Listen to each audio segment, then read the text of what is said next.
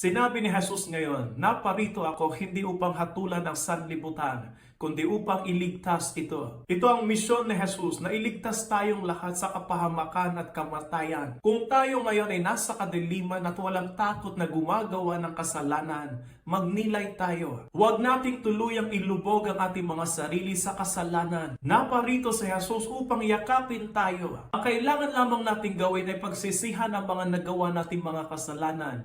Humingi tayo ng kapatawaran sa mga ito at sikapin natin unti-unting talikdan ang paggawa ng kasamaan. Kapag ginawa natin ito, makakaramdam tayo ng tunay na kaligayahan, ng peace of mind at mamumuhay tayo ng walang pangamba. Sapagkat kapag panig tayo sa pag-ibig ng Diyos, pag-ibig din ang ating aanihin mula sa ating kapwa at kay Jesus. Sa pamamagitan ng kanyang pag-ibig at awa, binibigyan niya tayo ng pagkakataon na magbagong buhay at magkaroon ng buhay na walang hanggan sa kaniyang kaharian. Nawa tayong lahat ay maging kasangkapan ng Diyos sa pagpapalaganap ng kanyang pag-ibig at kaligtasan at alinsunod sa kanyang halimbawa na hindi naparito upang hatulan, kundi upang iligtas ang sanlibutan.